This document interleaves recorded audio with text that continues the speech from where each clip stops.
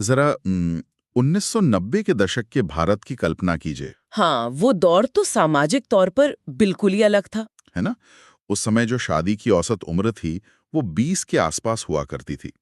मतलब अपनी मर्जी से सिंगल या अविवाहित रहने का विचार ही समाज में एक बहुत बड़े विवाद का विषय बन जाता था। बिल्कुल, तब शादी करना कोई चॉइस या विकल्प नहीं माना जाता था। राइट। ये तो जीवन की एक अनिवार्य सीढ़ी थी जिसे हर किसी को चढ़ना ही होता था। लेकिन अब फास्ट फॉरवर्ड करके आज यानी मई 2026 के आंकड़ों पर नजर डालते हैं। और ये आंकड़े वाकई हैरान करने वाले हैं। बिल्कुल। आज की शहरी जनसांख्यिकी में एक बहुत बड़ा और शायद कई लोगों के लिए चौंकाने वाला बदलाव आ चुका है।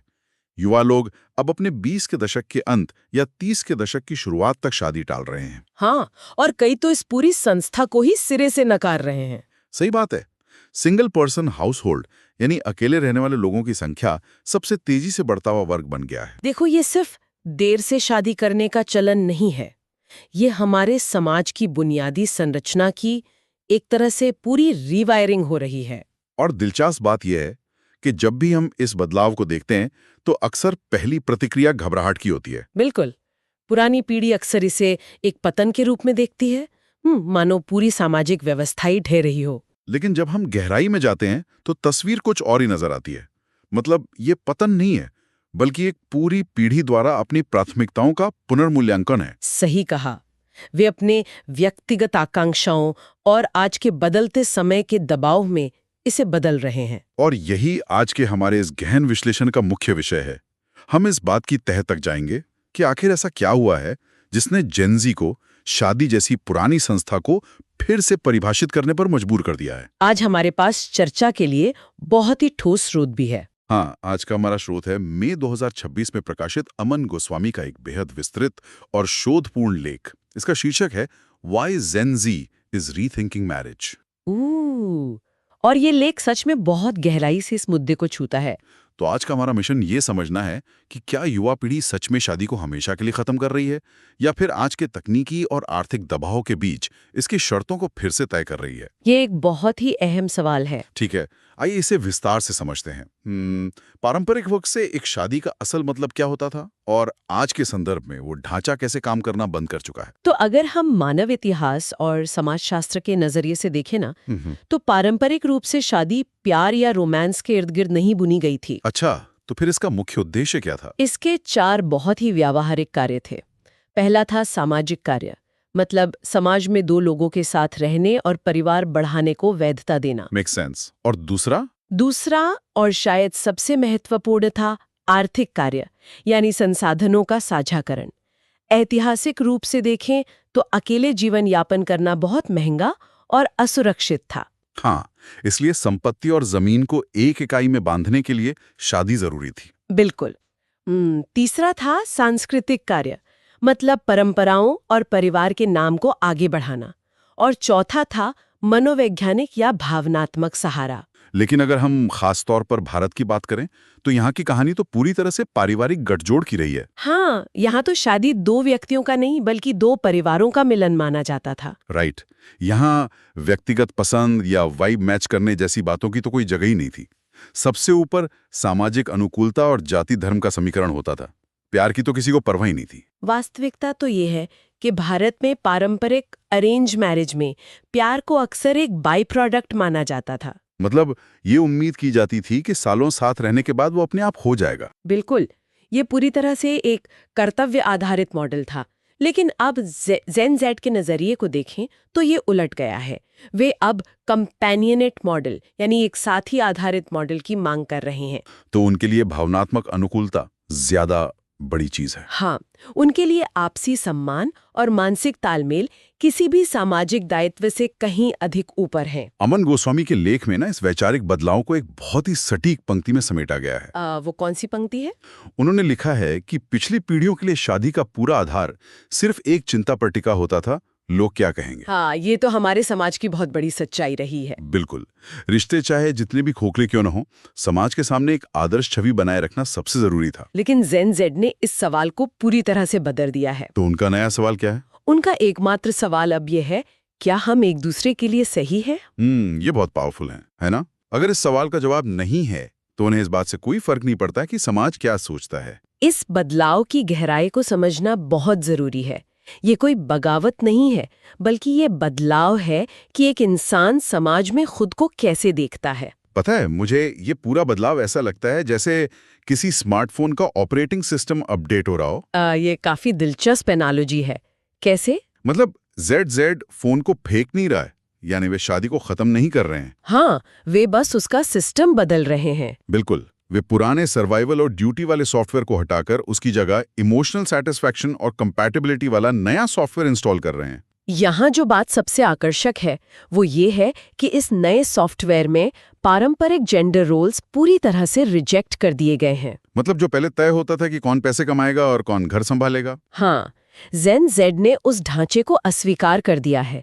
वे घर के कामों में बिल्कुल समान भागीदारी की मांग करते हैं। और शायद इसीलिए वे डुअल इनकम पर भी इतना जोर देते हैं। बिल्कुल, आर्थिक रूप से दोनों का स्वतंत्र होना उनके लिए बहुत जरूरी है। तो ये तो बहुत साफ हो गया है कि शादी की परिभाषा सर्वाइवल से हटकर सेटिस्फैक्शन तक पहुंच गई है। लेकिन यार, वैचारिक बदलाव कभी बिना कारण के नहीं होते। सही बात है, इसके पीछे बहुत ठोस वजह है। तो हमें उन कारणों की गहराई में जाना होगा कि आखिर ऐसा क्या बदल गया है। इस मानसिकता के पीछे की आर्थिक और तकनीकी वास्तविकताएं क्या हैं? देखो, आर्थिक वास्तविकताएं इसका सबसे बड़ा कारण है। आज के युवाओं की आर्थिक स्थिति पिछली पीढ़ियों से एकदम अलग है। हाँ, महंगाई और शहरों में रहने का खर्च तो आसमान छू रहा है। बिल्कुल, इसने एक सुरक्षित जीवन की परिभाषा ही बदल दी है। और इसके ऊपर से गिग इकोनॉमी का जो विस्तार हुआ है, उसने जॉब सिक्योरिटी खत्म कर दी है। मतलब पहले एक जॉब मिलती थी जो 30-40 साल तक चलती थी। हाँ, जिससे होम लोन लेना और परिवार की योजना बनाना आसान था। लेकिन आज जब आपके पास अगले 6 महीने के प्रोजेक्ट की कोई गारंटी नहीं है, तो आप अगले 30 साल की वैवाहिक प्रतिबद्धता कैसे कर सकते हैं? पॉइंट है। वित्तीय स्थिरता इतनी मुश्किल हो गई है कि जेन जेड शादी को तब तक टाल रहा है जब तक वो आर्थिक रूप से खुद को पूरी तरह सुरक्षित न महसूस करे। और इसके साथ ही तकनीकी कारण भी उतने ही प्रभावशाली हैं। हाँ, तकनीकी पहलू पर अमन गोस्वामी के लेख में जो बताया गया है वो सच में बहुत मनोवैज्ञानिक है। आप डेटिंग एप्स और डिसीजन फटीग की बात कर रहे हैं ना? बिल्कुल। आज हर युवा की जेब में स्मार्टफोन है और उसमें डेटिंग एप्स हैं।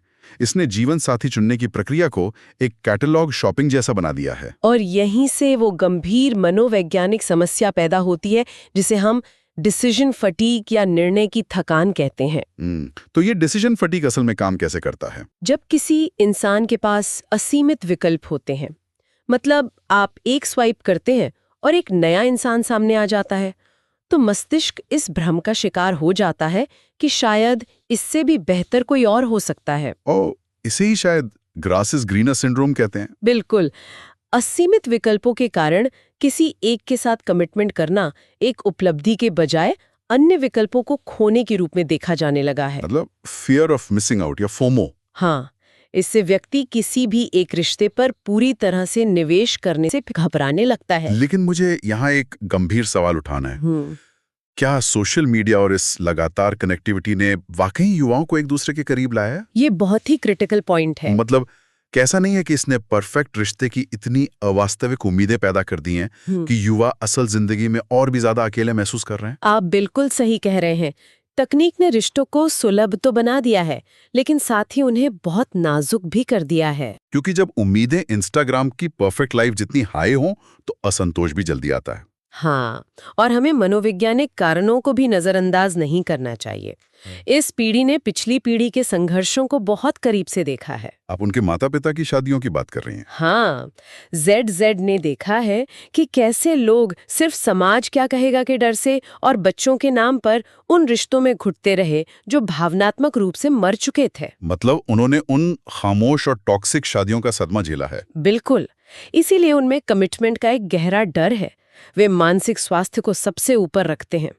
उनके लिए खराब शादी में रहने से बेहतर है अकेला रहना। यहाँ बात सच में बहुत दिलचस्प हो जाती है, क्योंकि जब कमिटमेंट का इतना डर होता है तो उसका असर उनके व्यवहारिक जीवन में भी दिखाई देने लगता है। हाँ, और इसका सबसे बड़ा उदाहरण है लिव इन रिलेशनशिप का बढ़ता चलन। राइट।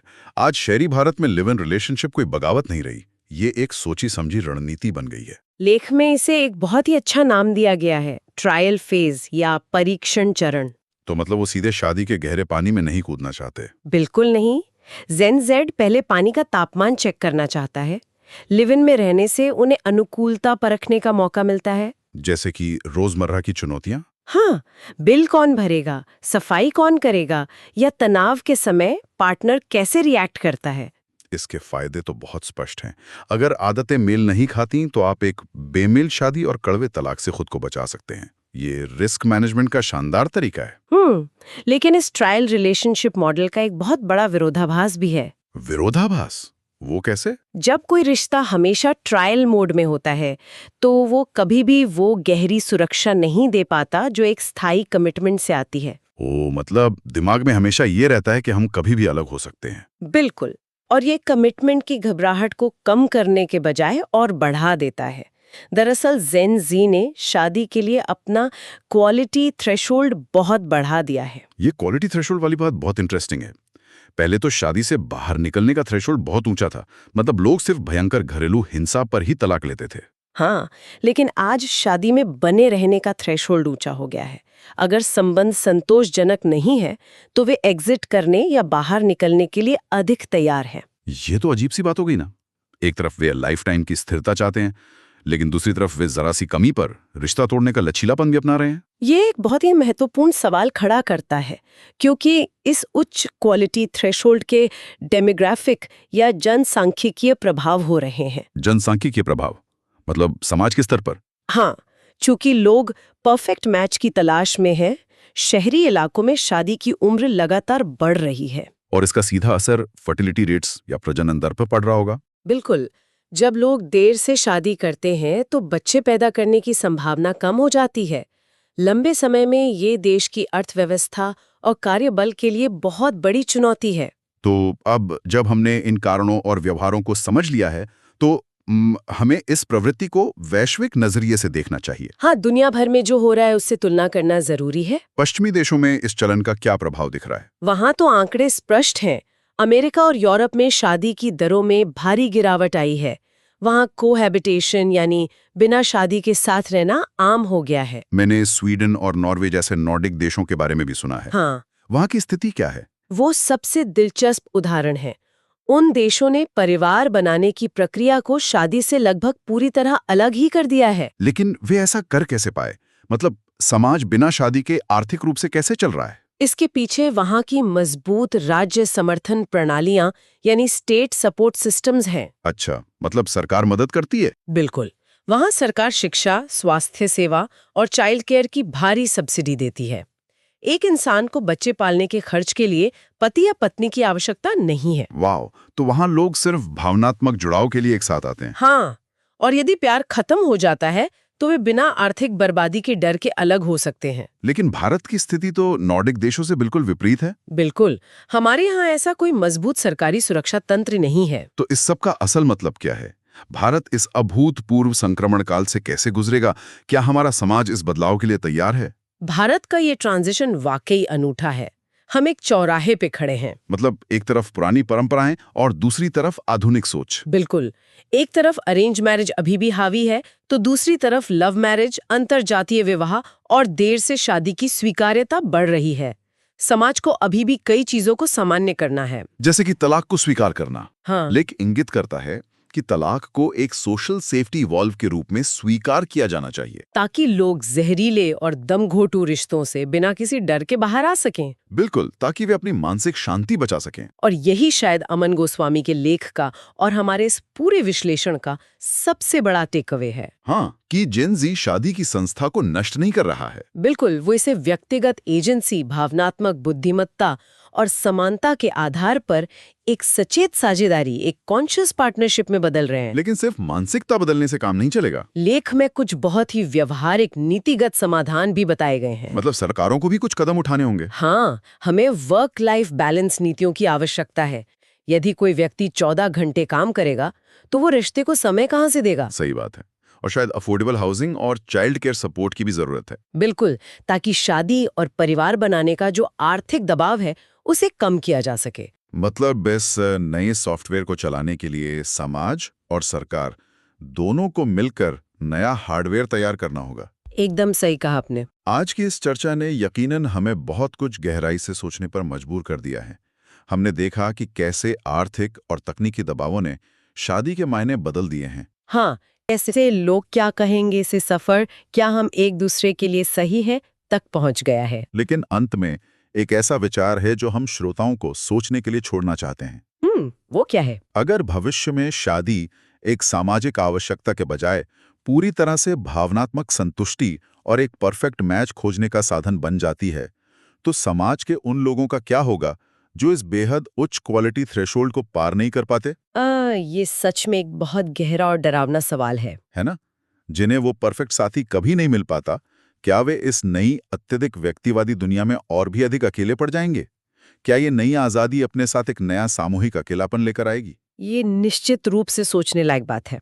इस विचार के साथ इस मुद्दे की गहराई पर व्यक्तिगत रूप से विचार करने की जिम्मेदारी अब श्रोताओं की है। आज का हमारा ये गहन विश्लेषण यहीं समाप्त होता है।